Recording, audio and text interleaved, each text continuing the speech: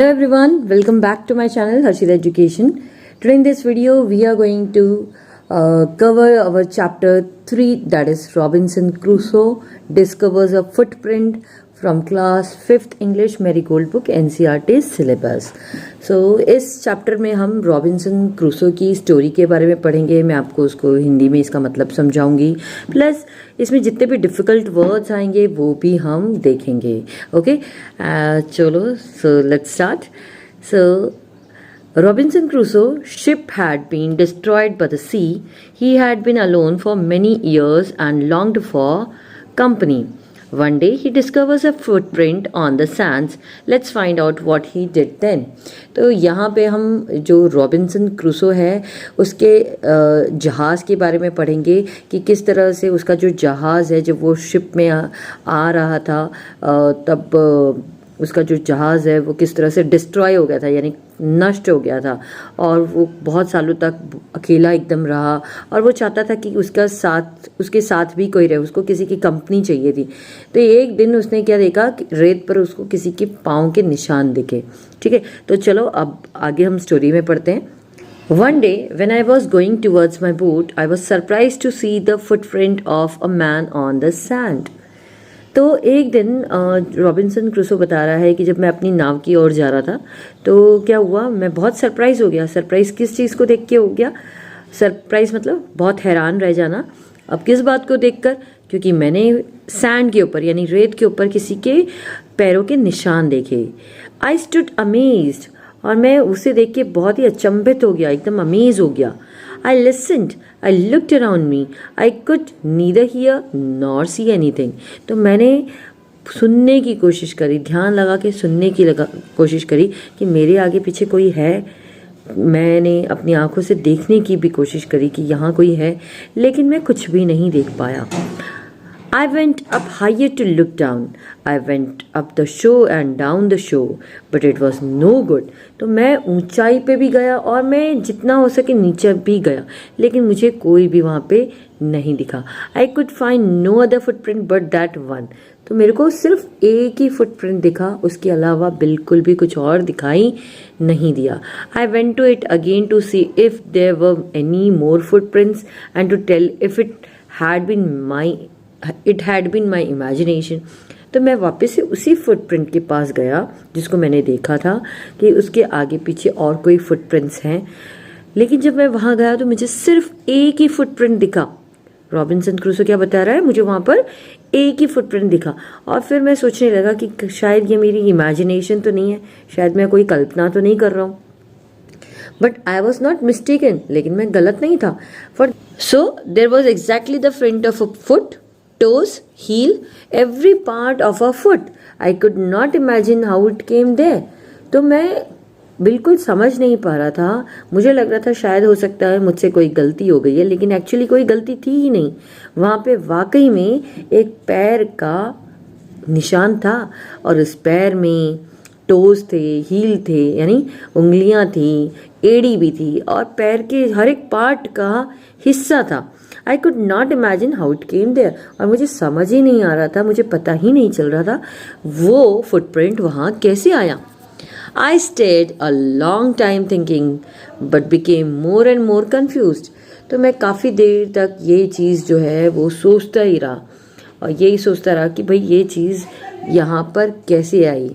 लेकिन मैं जितना उसके बारे में सोच रहा था, मैं उतना ही ज़्यादा कंफ्यूज यानी उलझन में ही हो जाता जा रहा था. Okay, so now let's move.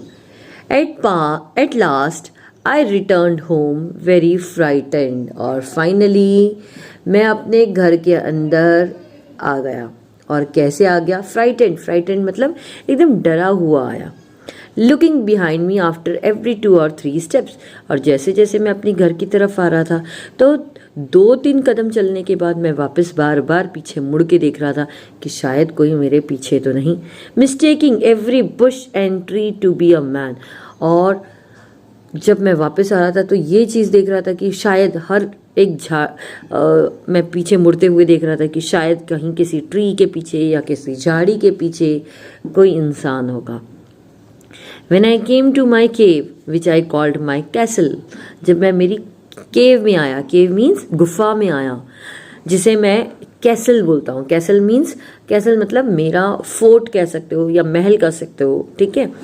तो वो मेरे लिए एक कैसल था. I am ran inside it, तो मैं एकदम दौड़ के अंदर आ गया. As if I was being chased, और मैं इस तरह से दौड़ के आया जैसे मानो मेरा कोई पीछा कर रहा हो. चेस्ड का मतलब पीछा करना. I do not remember whether I use the ladder or went in by the hole in the rock which I call the door. I ran for cover faster than any animal could run. तो मैं इतनी तेज़ी से अपनी गुफा के अंदर आया मानो मुझे समझ नहीं आ रहा था, क्योंकि मुझे डर भी लग रहा था कि शायद मेरा कोई पीछा कर रहा है. तो मैं इस तरह अंदर इस तरह से दौड़ के आया कि मान लो मेरा कोई पीछा कर रहा है. और मुझे ये भी याद नहीं कि मैंने सीढ़ी यूज़ करी. लैडर मीन्स मैंने सीढ़ी का यूज़ किया, या मैं उस रॉक में कोई छेद के रास्ते से आया, किसी होल से आया या किसी दरवाजे से आया. मुझे कुछ भी नहीं पता. बस मैं अपने आप को प्रोटेक्ट करना चाहता था, इसलिए मैं इतना तेज़ भागा. जितना एक जानवर भागता उससे भी ज़्यादा मैं तेज़ भागा. ओके, ये आई होप आपको यहाँ तक अच्छे से समझ आ गया होगा. इसके आगे हम पढ़ते हैं. I did not sleep that night, तो उस रात मैं सोया नहीं. डिड नॉट स्लीप मतलब मैं उस रात में सोया ही नहीं. The more I thought about what I had seen, और मेरे विचार क्या चल रहे थे, मेरे दिमाग में क्या थॉट्स चल रहे थे. थॉट का मतलब क्या होता है, विचार. तो क्या थॉट चल रहा था, जो मैंने देखा था. The more I afraid I became, और जितना मैं उसके बारे में सोच रहा था मैं उतना ज़्यादा डरता जा रहा था. I thought it could be one of the savages of the mainland who had wandered out to the sea in a small boat. तो मुझे ऐसा लगा कि हो सकता है ये सैवेजेस होंगे. सैवेजेस मतलब जो जंगली लोग होते हैं, जो जंगलों में रहते हैं, शायद ये जंगली लोग होंगे और ये मेन लैंड की तरफ घूमते घूमते सी से इधर आ गए होंगे एक छोटी सी बोट में. मैं अपने आप को दिलासा दे रहा था इस तरह से. Luckily I was not on शोर एट दैट टाइम. और जब मैं ये सोच रहा था, मतलब ये रॉबिन्सन क्रूसो बता रहा है कि जब शायद ये चीज़ हुई होगी तब मैं उस समय शोर पे नहीं था, यानी कि किनारे पे नहीं था सी के. ठीक है. But what if he had seen my boat, लेकिन क्या होगा अगर उन्होंने मेरी बोट देख ली. If he had seen the boat he would have realise that someone lived on the island and would soon return with others to kill and eat me. और फिर रॉबिन्सन क्रूसो सोचने लगा कि अगर मान लो उन लोगों ने मेरी बोट देख ली हो कि भाई यहाँ पे एक बोट है, तो वो हो सकता है वापस आए, काफ़ी ज़्यादा लोगों को लेकर आए, और हो सकता है मुझे आके मारे, और हो सकता है मुझे आके खा जाए. बिकॉज वाइल्ड जो वाइल्ड पीपल होते हैं वो लोग ऐसे ही करते हैं, राइट. तो इस तरह से वो बोलने लगा. And so I lay fearful for many days and prayed for protection. और बस इसी डर से मैं काफ़ी दिनों तक मैं लेटा रहा, मतलब अपने केव में पड़ा रहा, डर के मारे पड़ा रहा, और भगवान को प्रे करता रहा कि हे भगवान प्लीज़ मेरी रक्षा करना, प्लीज़ मेरी रक्षा करना. In doing so I was much comforted and began going out to investigate. जब मैं ऐसा करता रहा तो ऐसा करने से मुझे बहुत कंफर्टेबल फील होता था, मुझे बहुत राहत महसूस होती थी. और मैंने क्या किया, मैंने इवन इन्वेस्टिगेट यानी जांच पड़ताल भी करनी शुरू कर दी थी. But even now as I went forward I looked behind me frequently because I was still very frightened. लेकिन जब भी मैं इन्वेस्टिगेट करने के लिए बाहर जाता तो मैं थोड़ा सा आगे बढ़ता, लेकिन मैं तुरंत पीछे से, फ्रीक्वेंटली है ना, थोड़ी थोड़ी देर में मैं पीछे मुड़ मुड़ के देखता कि भाई मेरा कोई पीछा तो नहीं कर रहा, क्योंकि मैं अभी भी बहुत ज़्यादा डरा हुआ था. However as I went about for 2 or 3 days and saw nothing, I became a little bolder.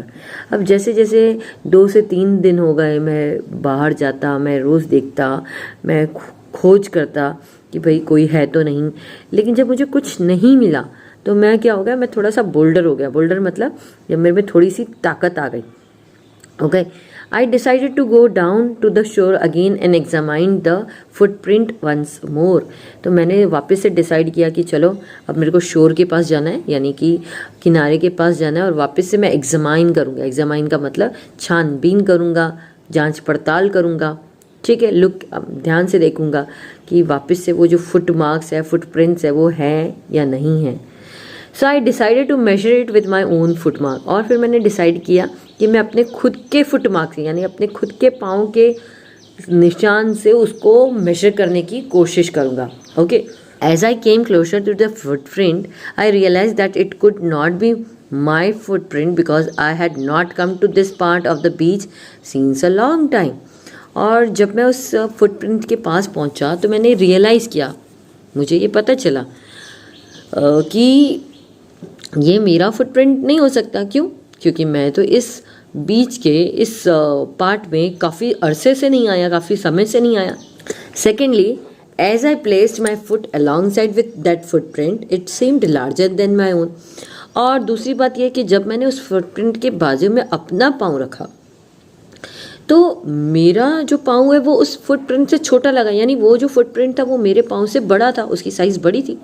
My fear return. अब जैसे ही मुझे पता चला कि भाई ये फुटप्रिंट तो बहुत बड़ा है, मेरी साइज़ का नहीं है, मेरा डर वापस से आ गया। I went home again. मैं वापस घर चला गया, believing that there was someone there, ये सोच के कि शायद यहाँ पर कोई है। The island was inhabited. और ये जो आइलैंड था, आइलैंड मीन्स ये जो टापू है, आइलैंड हम उसे बोलते हैं जिसके आगे पीछे पूरा पानी ही पानी होता है, ठीक है, टापू हिंदी में बोलते हैं। तो ये आइलैंड कैसा था? इनहैबिटेंट। इनहैबिटेंट का मतलब विद पीपल और एनिमल्स लिविंग देयर, यानी यहाँ पे जो लोग या फिर जो एनिमल्स हैं उनसे वहाँ पर शायद रहते हों। Okay, so here we have completed the explanation part of the chapter. We have completed the story. I hope आप सभी को स्टोरी अच्छे से समझ आ गई होगी कि किस तरह से रॉबिन्सन क्रूसो जो है वो डर के मारे उस आइलैंड पे रह रहा था और काफ़ी ज़्यादा इन्वेस्टिगेशंस वगैरह कर रहा था। ठीक है, चलो, so let's end the video here. Bye bye.